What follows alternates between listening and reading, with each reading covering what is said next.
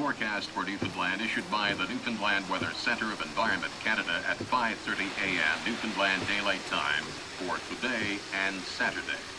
For St. John's, periods of rain, extensive fog and drizzle and onshore moderate to strong northeast Oh my God, winds. this is endless. Saturday and Sunday, What a friggin' overcast hellhole. with rain and drizzle. Extensive fog persisting and onshore moderate to strong northeast winds. Low tonight 6, high Saturday 12.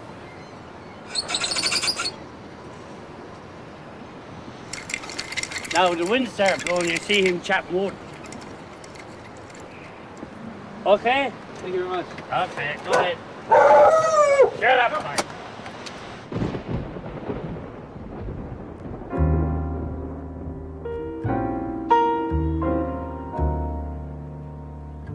For St. John's, tonight overcast with rain, drizzle, and fog. Winds increasing to moderate to strong easterly. Probability of precipitation in percent, 100 tonight, 100 Saturday, 100 Sunday.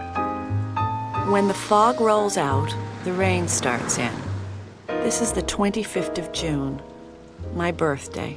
But it could be worse, it could be snowing. I could not wait to get off this miserable rock. And when I left at the age of 21, I was never coming back. How long were you along in your life when you Started to like this place. Yeah, or how, Oh, it's like I was 25 before I liked this place. And then, like most of us, I was suddenly stricken with a passionate desire to return to this city that was never meant to be. From the very beginning in 1497, Newfoundland was a giant fishing station. It was a criminal offense to settle in St. John's. The determined settlers were mostly destitute English and starving Irish, and you couldn't burn them out of the place.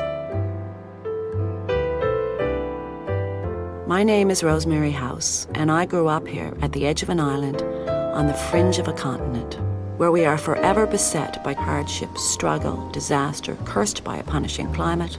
Is it any wonder that we love it so?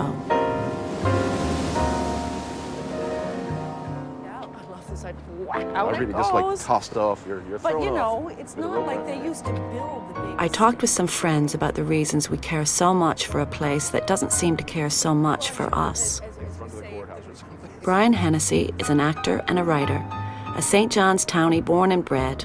He could only be from here. It's everyone's dream to time travel, of course, and one of the things that always gets me about St. John's is I walk around St. John's, even now, and I've lived here all my life, and when I look down this hill or walk along Water Street, I'm seeing St. John's as it is, but I'm seeing the other St. John's too, the St. John's that exists only in photographs now, but I know it's there. There are cobblestones beneath this pavement. I can see them. So there's always this constant other city that lives underneath the one on the surface here, and that's what I see. My mother was one of 7 sisters, typical Catholic family, 7 sisters and a brother, a blind brother. And the 4 sisters ran a little diner, a luncheonette. It was called the Cookie Jar. And we could go in there and eat to our heart's content. Really, this is where I grew up, down here. This to me is like the little throbbing heart of St. John's for me. You got the churches, you got the aunts. Life was full. Now, of course, Water Street was, and still is, the main drag, right off the docks, the street where it all grew up from. And let's not forget, the St. John's that was the capital of its own country until 1949. A proud little city. St. John's has never been an easy place to earn a dollar unless you were already rich when you got here. But people just hung on, kept an eye out for the bright side. Our business, you can almost predict it. We have loyal customers who repeat and who come back all the time. We almost know who's coming next month. But they die, our older customers, and you have to replace them with younger ones. We're O'Brien's Music Store. My name is Roy O'Brien. I was born and raised here on Water Street. I've been here every day of my life, and my dad before me. And he raised 6 children here.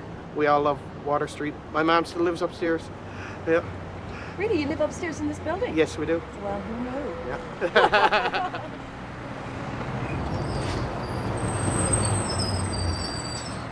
St. John's used to be just chock full of street characters. Oh, I know. Not the homeless, but just characters. Used to be around all the time. There was guys like Dickie McGee and Trotters McCarthy and Count de Courcy. Oh, Count de Courcy, Count de right? Courcy. Great And, name, But yeah. when I was growing up, when I was a little kid, the one that you always had to watch out for, that you were always warned about, was Silly Willy. I Silly remember Willy? him, yeah. Well, when I was about 5 or 6, there was a store over here. It used to be the London, New York, and Paris store, of course. And I was about 5 or 6 walking along the street with my mom, and who pops out of a doorway but Silly Willy, the legendary, most feared Silly Willy, and plants a big smack right on my forehead with his big slobbery lips. Scared the living daylights out of me for years later. But it did work out to my advantage in the end, because 30 years later, I was actually able to write my first short story about that very incident. And there's lots of good material here still. A new character born every day. I don't let you count because you might work for the Internal Revenue Service. And the old crowd, like Hobo Bill, still waiting for his flight to the Ukraine. I'm relocating to the Ukraine. How long have you been here? 89. At that time, Aeroflot used to fly in twice a week into Gander. They don't now. Now you walk back and forth along here a lot, don't you? You like this street? I do, yes, because anytime any of you people is interested in seeing me, that's where you'll find me on the street. As I once said, still say up the street. Thank you very much, Mike. Now, this is the spot, right? Yeah. Where you used to live in there. Right in there. Had my little apartment in there, my first grown-up apartment. Moved out So of how old moved out were of home. Oh, 22. Oh, really, eh?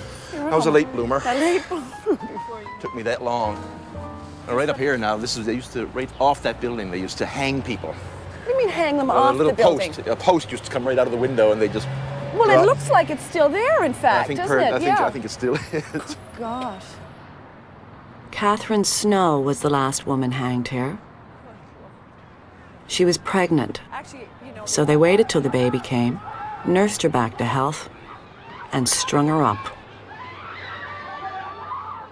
Okay, now this used to be the site of the old Presbyterian church, which of course burnt right to the ground during the Great Fire, the Great Fire. The whole place leveled to the ground, except for this the Newfoundland Savings Bank down here. But everything else flattened. Just gonna have to stop there for a minute, sir. We're walking here. And this is, of course, Fever's Lane, the last remaining fragment of the oldest continuous laneway in North America, I'd say. But the soldiers from Fort William, over where the hotel is now, used to trace a continuous route right across town, kind of deke up through here, come up this lane, and come out at the bottom of Garrison Hill. There used to be another tavern right over here for the soldiers up at the top of the other fort. right on. And they'd meet here and booze it up, I suppose. Yet another tavern. It's a drinking town, Rosemary.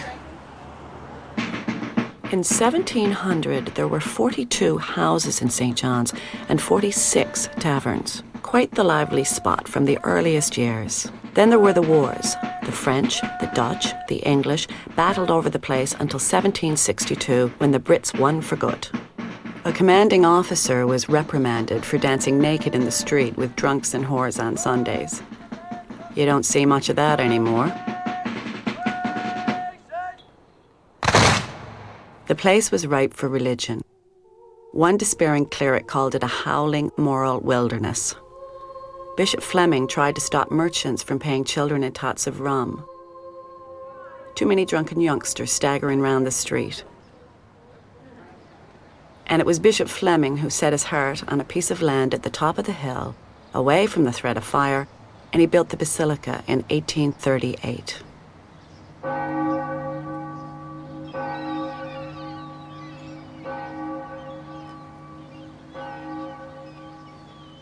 They ended up with this huge, fabulous piece of real estate in the middle of St. John's with the basilica on it, and Mercy Convent here, Presentation Convent over there. And on the other Andy side, Jones is a writer and an actor, and like the city itself, he grew up under the influence of these great grey towers.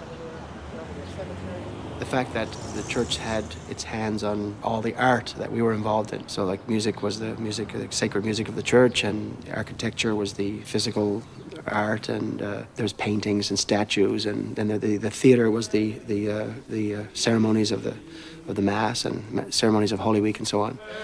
And there was also that feeling that somehow because you were part of the Catholic Church, and because you were in this incredible place here, that you had somehow had a connection with Rome. In a sense, you owned a little part of that because you were Catholic. I figure that I had much the same education that Chaucer had. I'm sure, you know, that same worldview. And because the church, because the Christian Brothers ran every classroom and the nuns ran all the classrooms for the girls, that even when you're doing math class, you were dealing with religious issues all the time, you know. I mean, number of angels on a head of a pin type math questions. I was in grade 8 and I was in the altar boys. I used to serve Mass here, of course, and get involved in the bigger ceremonies that were happening during Easter week and stuff. And in fact, I used to serve Mass in the side altar. I remember serving 6:15 Mass down there on Sunday morning sometimes. So I can remember the idea of getting up at like 5 o'clock, I guess, in the morning, and walking across St. John's in a bitter, cold winter morning, and getting here to serve Mass. And there'd probably only be 3 or 4 very holy people who are actually in the church. It was the holiest time I've ever felt in my life.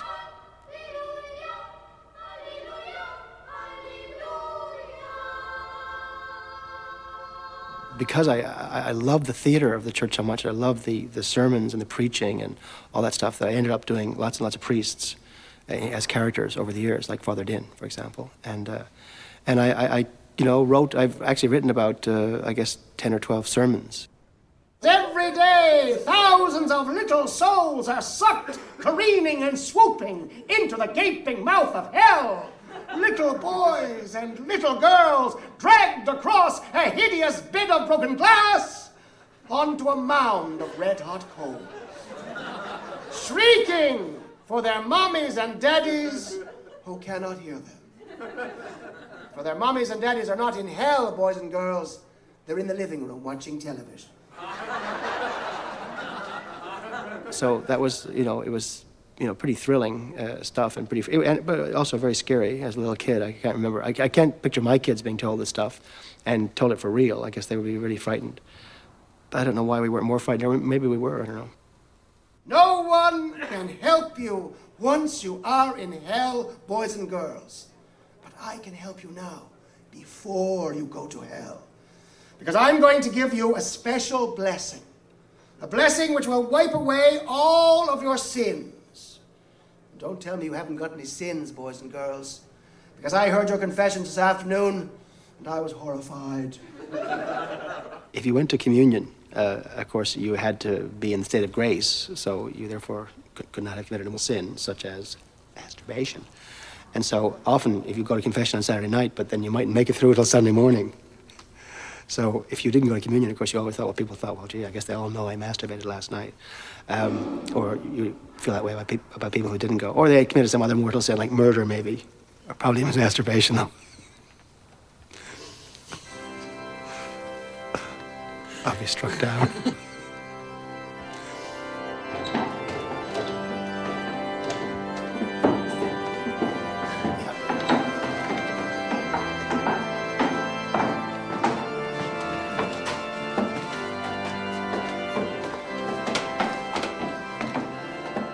The priests were very dramatic and quite effective in these sermons that they gave, of course. And like, for example, the idea of eternity. And of course, once you died and went to hell, of course, that was it. Like you were in hell for eternity, right? So the priest would give you some idea of how long eternity was for a little boy sitting in the church, right? And it was like, and the image that I remember being used was that if the earth were a great steel ball, and once every billion years, a dove flew past and rubbed its wing against this steel ball. By the time that steel ball was completely rubbed away, that would just be the first second of eternity. It's like your little kid is sitting there listening to that and thinking, I'm never going to commit a mortal sin. But, and yet you did, though, eh? I never did personally. No. Other people did. I know, yeah. I heard it.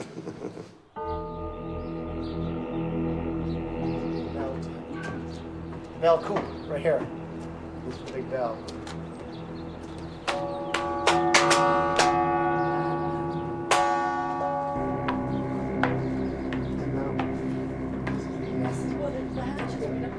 right up there.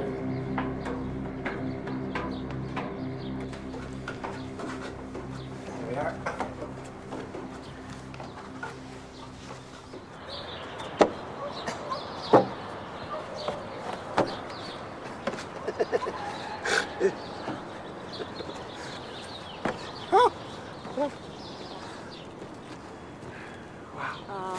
It's Incredible, eh?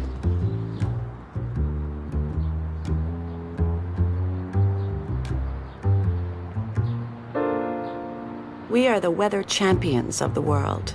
We have the most rain, the most snow, the highest winds, the most fog, the least sun, the greatest number of drizzly days and overcast skies of any city on the continent. A warm and sunny day is reason for celebration.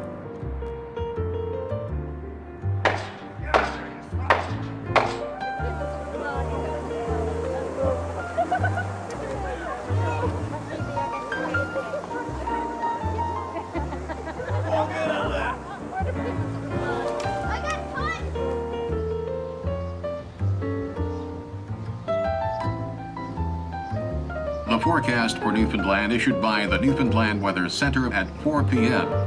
For St. John's, tonight, rain beginning this evening, occasional drizzle and fog.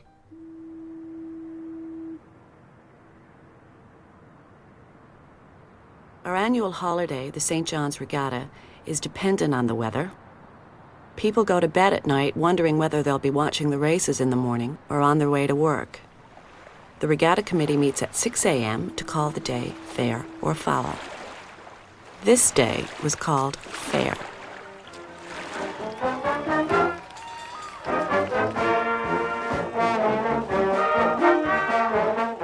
The regatta is the oldest sporting event in North America, on the go since 1818, with its St. John's share of tragedy and outrage. In 1844, one Janie Flowers was arrested in the midst of carny booths and fortune wheels when a fight erupted and she struck a man who fell down dead. But Janie didn't hang. The judge declared her innocent. Help supports employees to 10 Boy Scouts. 3 tickets for 50 cents to win your ticket.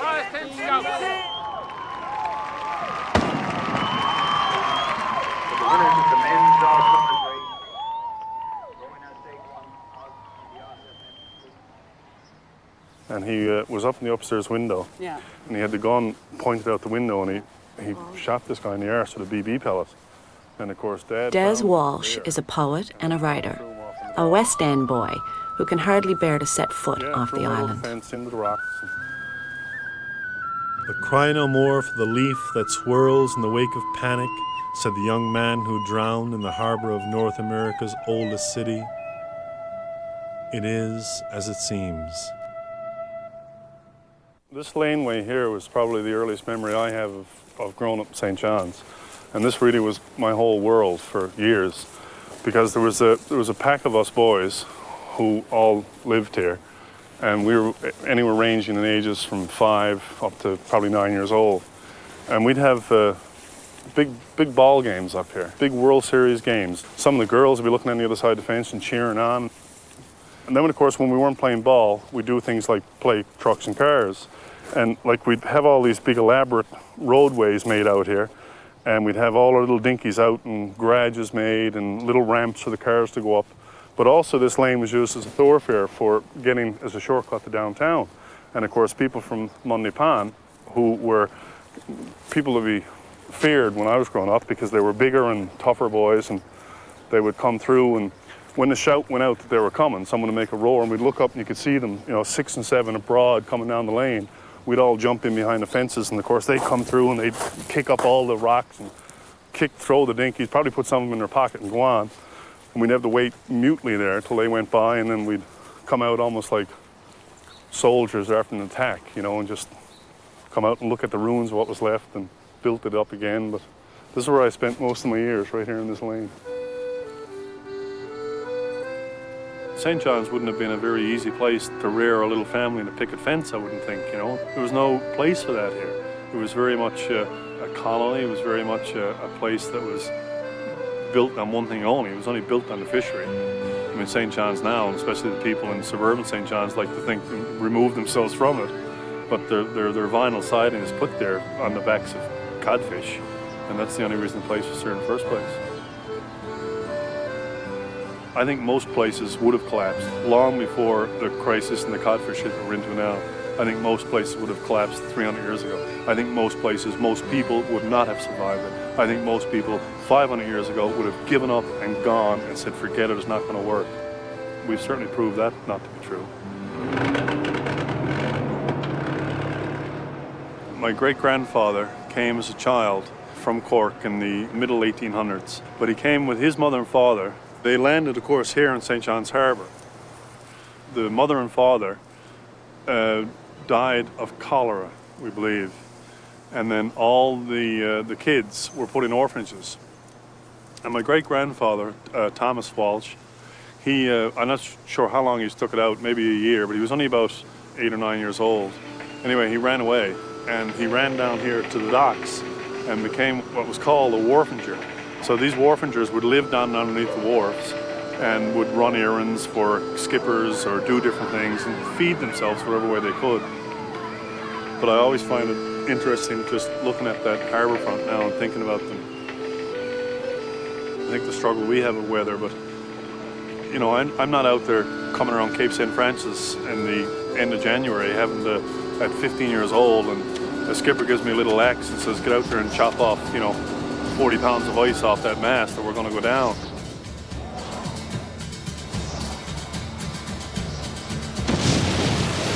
Disasters, again, are repeated throughout our history. The Ocean Ranger being probably one of the most recent, most tragic. I knew people that were on that rig, and I can remember that day leading up to it. I can remember what the weather was like. I can remember going out the house and going up the road just a few hundred feet. But the coldness, I could feel the coldness in my lungs. It was like the air was freezing in little particles inside my lungs. And it was so bitter cold. And then, of course, the next day is when we woke up and heard this news that the rig had capsized. St. John's was in mourning. And I'm sure it was in mourning when they brought in the sealers, when they came right into this harbour with those sealers that were all lost in the ice.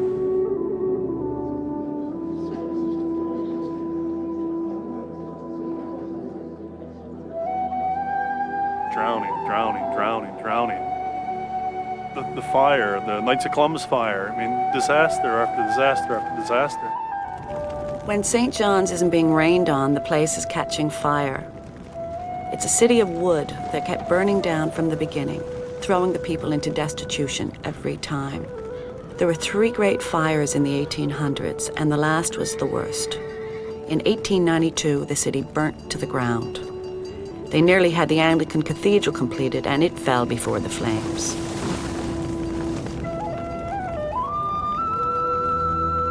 "100 men and women died in the Knights of Columbus fire in 1942, and then 50 years later in 1992, fire broke out again in exactly the same spot. Where's that fire engine going? Could be my house, could be yours. Disaster after disaster. We've been dealing with it ever since we all first came here. You don't get used to it, but it is just one more layer you put on you, one more layer to protect yourself from having to live here.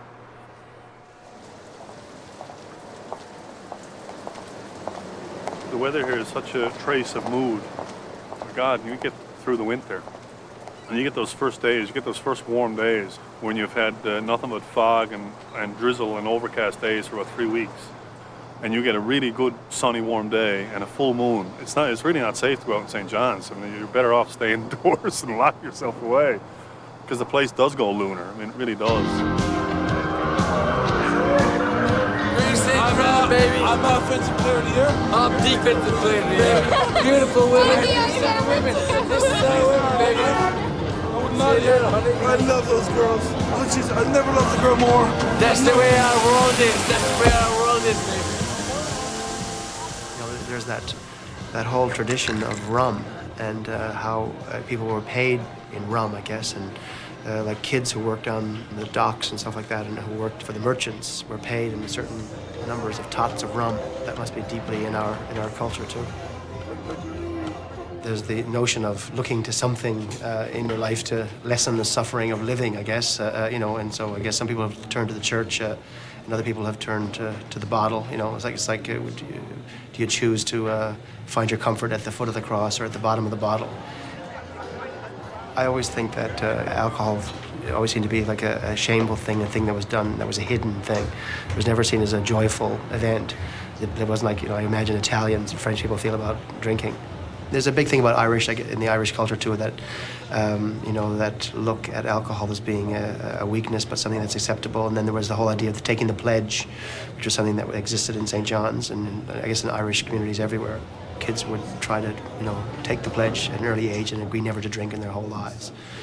And, but then of course they usually fail.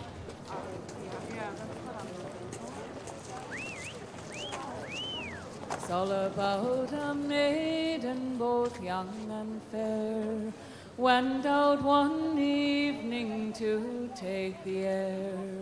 She met a sailor all on the way, and she paid attention, and she paid attention to hear what he might say. Said, Willie, maiden, why roam alone? The night is coming and the day far gone. Anita Best came from around the bay in Newfoundland, which is to say she was not blessed by being born in our glorious capital city. Baymen have endured centuries of torment at the hands of the chauvinist townie. It's my dark-eyed sailor, he's the cause of all my woe. Being a Bayman, you're always looking for some way to, elevate yourself above the townie, or at least be admired by the townie or whatever. So, thanks. Musical traditions from the Bay have ensured that Anita is in fact greatly admired by the townies. Well, when we moved in from Erisheen, we moved to number 38 Bannerman Street, which is the middle house there of those three. And it was an experience for my mother. It was a real culture shock because we'd come from a place where there were meadows. She used to bleach her clothes out on the meadows. The whole street seemed to her to be so dirty because of the coal that people were using, and it was just so filthy. So she'd go out on Saturday mornings with the scrubbing brush and try and scrub. She scrubbed the step, and then she scrubbed the sidewalk in front of the step, and she scrubbed Mrs. Eustace's step,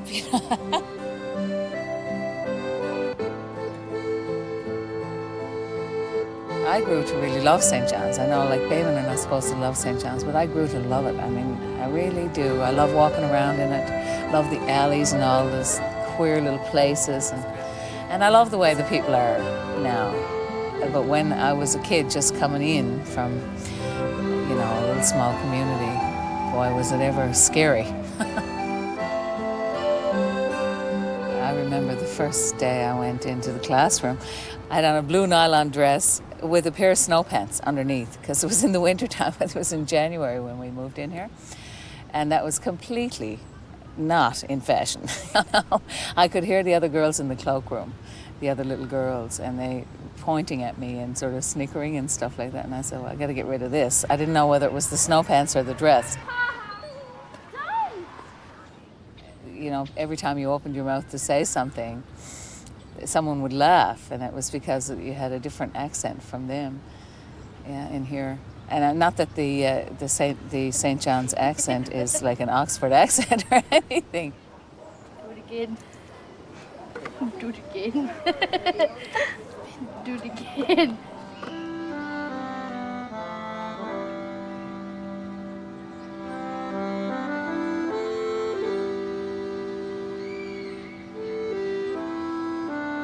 When we first went to university, there were speech classes, and the Baymen would have to get up and read in the classes, in the English classes, and their accents, and obviously, their accents were different from the St. John's accent. And you had these professors getting them to read 18th century English. all of this stuff that was very unfamiliar to them, and they'd be having to read these things to try and change their accents. It was a dreadful thing that they were going through, because there's nothing more humiliating than being made to feel that the way you speak is inferior to the way that somebody else speaks. I mean, that's how the class system runs in England.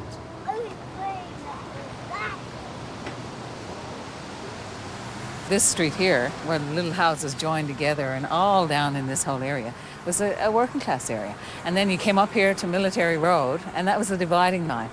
Just beyond Military Road is Circular Road, and that's all the big mansions, and huge big houses with 15 rooms in them and stuff like that. Around the bay there wasn't, pretty well everybody had the same kind of houses, you had the same fishing stages and stores and stuff like that. And in here, everything was like there was a whole pile of rich people living, and then a whole pile of poor people as well, It's kind of interesting. We come up here and you look down and you see like the massive trees all over the city. It's just amazing. And Circular Road houses, and the details on the doors and the stained glass windows and the porches. And you thought to yourself, well, who lives there, And then, of course, my mother had been a servant girl. She'd, worked as a servant girl for the merchants. And she knew all about what went on in those houses. From the working class point of view, there was always a sort of resentment there. The St. John's merchants were among the most vociferous opponents of Confederation with Canada. Why spoil a good thing? As business boomed on the waterfront, they had built rambling wooden palaces. But the grandest home of all wasn't owned by the merchants. It was Government House, the seat of British colonial rule. It was built in 1827 by Sir Thomas Cochrane, who replied to complaints about the scale of the place by saying that larger rooms were necessary in a climate where you have to stay indoors all the time.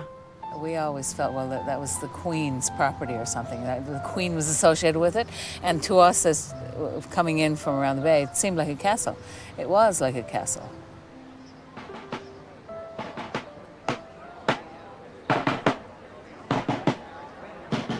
A moat surrounds the house, constructed, so they say, by a planner who confused the place with the West Indies. He was trying to keep out the snakes. There are, in fact, no snakes of any kind in Newfoundland. Since Confederation, Government House has been the residence of the Lieutenant Governor, currently a bayman, by the way, who now finds the moat useful as a barbecue pit. I came down to congratulate you and tell you what a good job. Thank you very much. How long have you been here? Here in St. John's since 1968, Oh, a long which is time. 30 years. 30 years, yeah. Nothing unusual. You think that this is, well, it's a pleasant place, fresh air, fresh water, lots of interesting things. And it's a historic place. And it's going to be appreciated for the future. More history, the better. Thank you very much. Thank you very much. lovely. I can assure you there was one. This summer particularly, we've had more conventions here. Even tonight now I'm addressing about 500 optometrists. And Sunday night we had about 600 planners from across the world. So I enjoy welcoming all of these tourists and these visitors, who, by the way, are extremely complimentary about St. John's. The grounds of Government House are now open to all citizens of St. John's. To receive an invitation to the garden party, simply call and request one, and you're on the list. Mary Walsh, actor, writer, warrior, princess. Once when you said you were from Newfoundland, everybody on the elevator would just fall down laughing. It was like, all you had to do in '74 when we were in Toronto was say you're from Newfoundland, and people would pee in their pants. Like, they just could not stop laughing at how funny that was. Just that you were a Newfie in the first place was so funny, it would just kill them. My father was born in 1898. He would always say stuff like, St. John's was a city when New York was a mud hole. Like, he loved St. John's, and we'd always go, yeah, now New York is a city and St. John's is a mud hole, yeah, right. And when he'd drink, he'd always talk about, because he'd gone all around the world, one top per day per man. And then he'd always go, I've been everywhere, Mozambique, fuck it, Madagascar, fuck it. There was no place in the universe that was like St. John's. though he hadn't actually traveled in space. It looks like St. John's was in the second, like the Germans bombed St. John's in the Second World War and took the middle out, you know, and nobody just built it back up again. They haven't put it back, nothing Nothing. really back Well, in. they put the city hall and you know, that hotel, but so that the whole middle of St. John's is missing. Still a few pictures. Well, that's what we'll have to get now. Still a few pictures. A few pictures. Oh, there's not lovely pictures.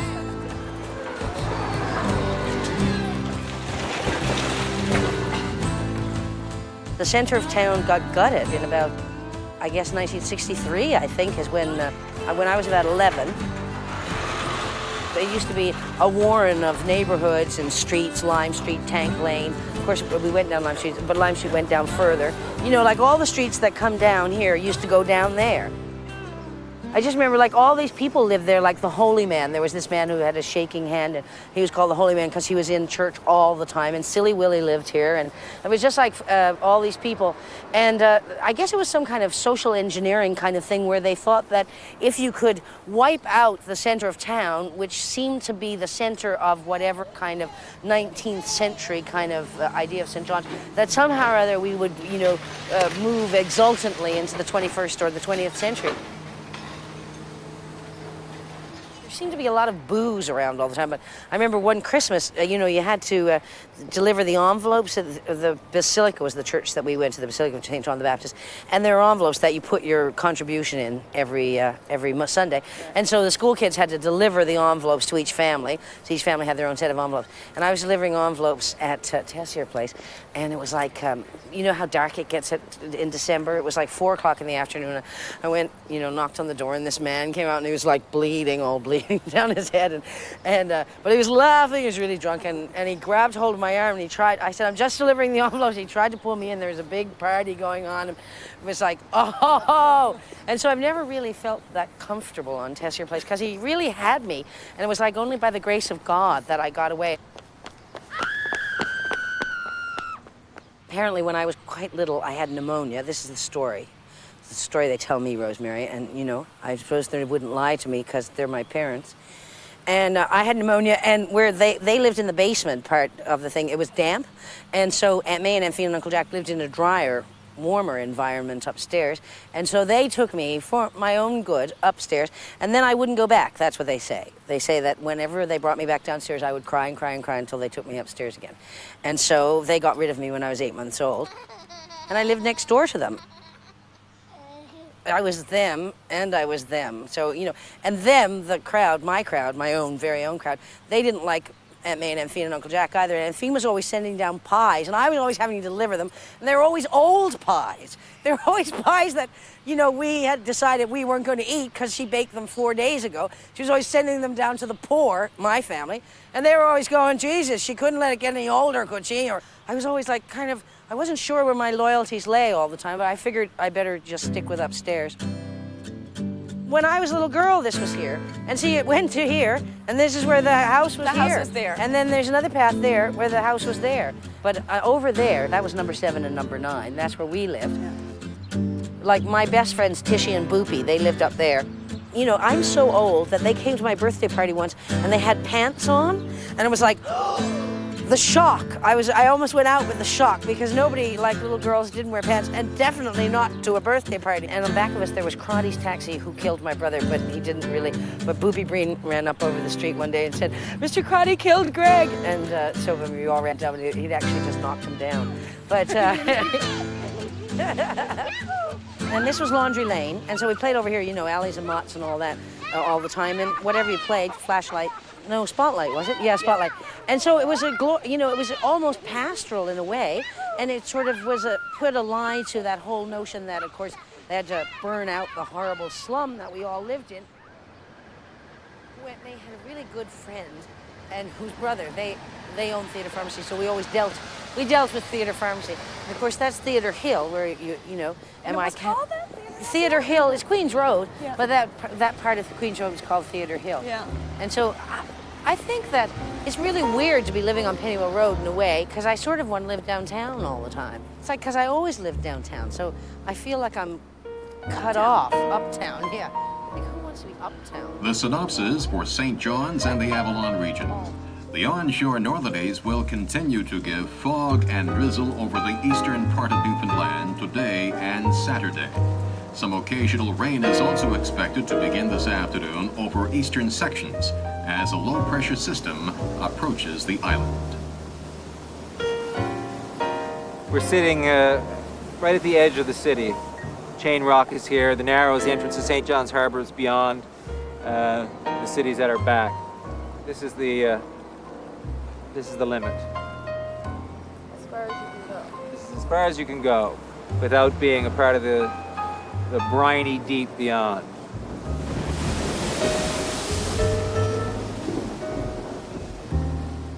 I can only account for those people that settled here on punishment of death, I guess, in some cases. The only thing to account for it is what they must have been running from, which must have been unimaginably horrible. For this to become some sort of sanctuary or paradise, God knows what those people left. Ed Riche is a writer and a novelist. His family started out here at the edge of a city, on the edge of the world. We are on the side of Signal Hill. Beneath us lies the battery, composed of the top battery, the top middle battery, the middle battery, Fort Waldegrave, Powder House Hill, and the outer battery, which is the Riche family seat. People first came here, I guess, this close to a cliffside because of its proximity to the ocean and its bounty, just right there, just beyond that hill. And the City of Dreams in the background.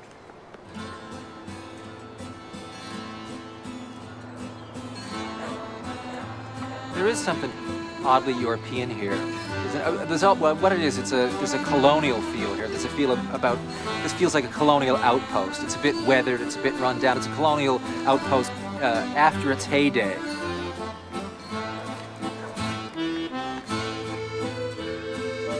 When you're in Toronto, well, certainly Montreal, in New York, you realize I come from a place that somehow, it's a little bit out of time. This is a flight of fancy, maybe, but it does seem there are forces here that keep us connected backwards in time. This is the Riche quarter of the Outer Battery. My father's family grew up in that little house up there, 13 of them, in a little tiny place. I was told that they all played outdoors because there was no place to sit down inside. Now in my father's house, there's a lawyer from the prairies and a doctor, until very recently, another doctor from the mainland lived in my Uncle Eric's place, and I hear he's left recently because of a feud over a dog.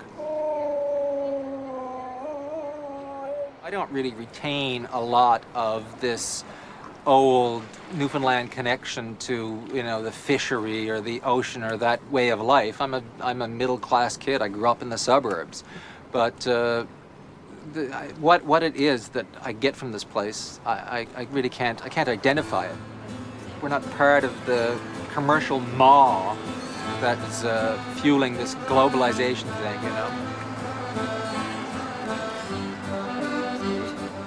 It's not glamorous to live here, certainly. You know, you still have a struggle getting a head of lettuce at certain times of the year. Certainly, you never get near arugula.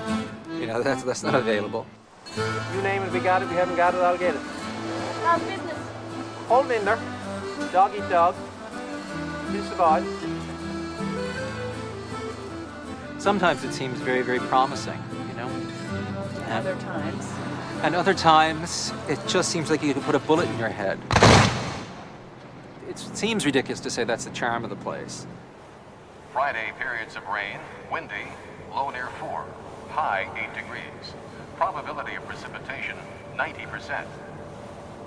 The weather is a minor thing, given the sort of persistent economic problems here. That's a more grinding, punishing thing, and we've got a history of that too. That's a real part of our history, you know. If it's not that there's not jobs, it's that the jobs were poor jobs, that, you know, merchants were robbing the people, you know, while they were exploiting a bountiful resource. Money was leaving here, and yet people weren't getting a cut of it. So for some reason, that's part of our history, you know, sort of a lack of a material culture. Economic inequities just persist here for some reason. You think you're going to be able to stay in St. John's when you finish school, or do you want to stay here? Hopefully. Not really. No, I'm moving. No jobs here. Why? Why do you want to be out of here? It's a hole. Yeah, exactly. My thoughts exactly many years ago. And you'll probably leave, and so will a host of others. But it'll hit you. One day, you'll be dying to come back. This is where I belong. I feel like this is me. this park bench is me. I'm a part of that bench, or these stones on the ground, the dirt, the grass, the cigarette butts littering the streets. You know, this wall behind us, the red fence. I just don't feel right anywhere else except right here, right in this little spot here. Even I feel right. This is me. When your heart is ground into those pieces of granite, then it really doesn't matter. Your whole skin becomes like that piece of granite. The weather can cut into your face and can whip you sideways, but it's, you know, you just stick your head down a little further and keep going, you know. Why people keep believing this place, keep loving this place so passionately, is in the end, I think, a mystery to me, because, and as are most passions, you know. If you could explain a relationship and you understood its mechanics, it wouldn't be an affair of the heart. And loving this place despite itself is the mystery, you know.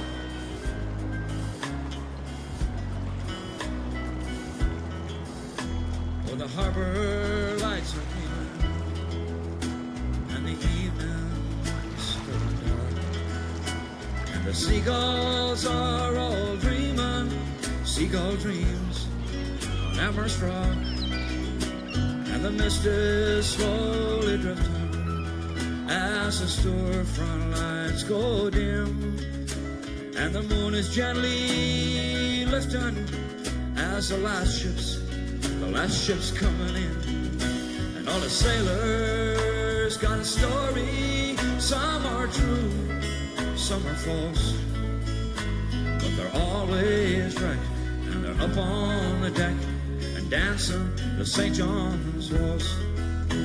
Oh, we've had our share of history. We've seen nations come and go, and we've seen battles rage over land and stage 400 years or more, for glory or for freedom, or for country or for king, or for money or fame. But there are no names on the graves where men lie sleeping. All the 9 to 5 survive the day with a sign and dose of sauce. They're parking their cars and pack on the bars and dancing the St. John's waltz.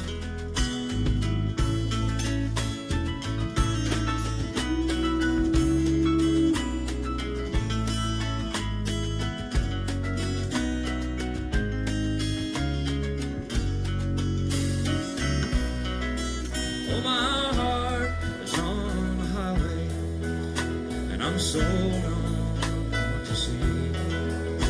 All the planes fill the skyway, all the trains run swift and free.